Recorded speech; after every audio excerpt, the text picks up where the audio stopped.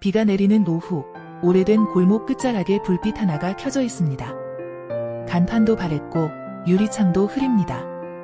하지만 그 안에서는 오늘도 누군가의 손길이 조심스럽게 움직이고 있습니다.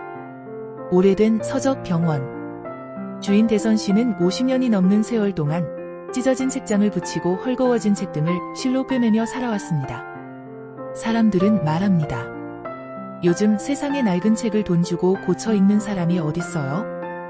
대선 씨는 돋보기 너머로 그저 허허 웃을 뿐입니다.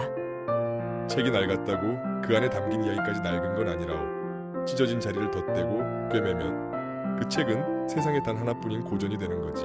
3년이었습니다. 3년 동안 지후 씨는 매해 신춘문예 원고를 썼고 매해 불합격 통보를 받았습니다.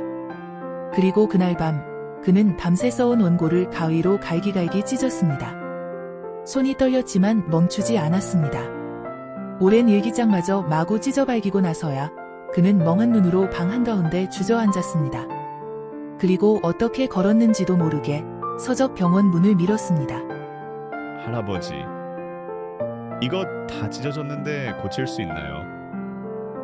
어차피 낙장불입이잖아요. 제 인생 같아서 쓰레기통에 처박으려다가 그냥 가져와 봤어요.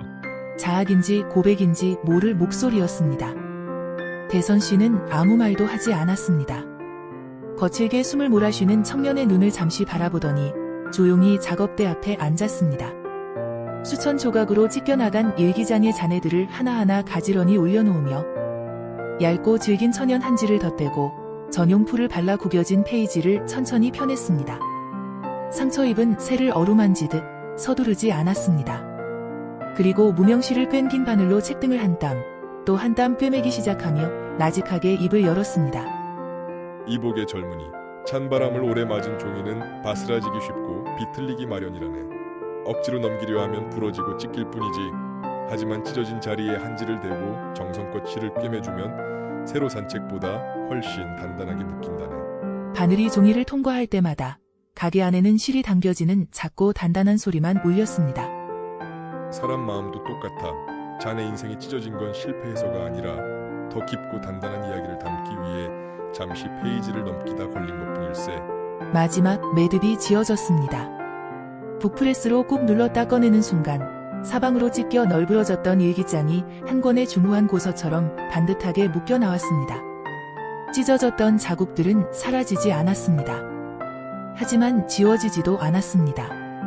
오히려 아름다운 나이테처럼 흰 무늬가 되어 책장 속에 고요히 녹아들어 있었습니다.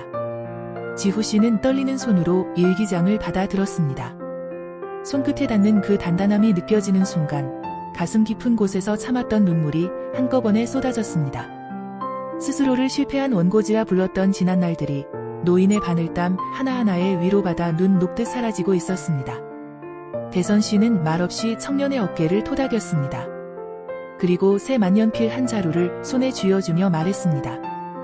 보게나 찢어진 자리 뒤에도 아직 쓰이지 않은 깨끗한 공백이 수두룩하지 않나. 낙담 말고 자네만의 다음 장을 씩씩하게 써 내려가게나. 서적병원을 나서는 지후 씨의 품에는 그 어떤 명작보다 귀한 책 한 권이 단단히 안겨 있었습니다.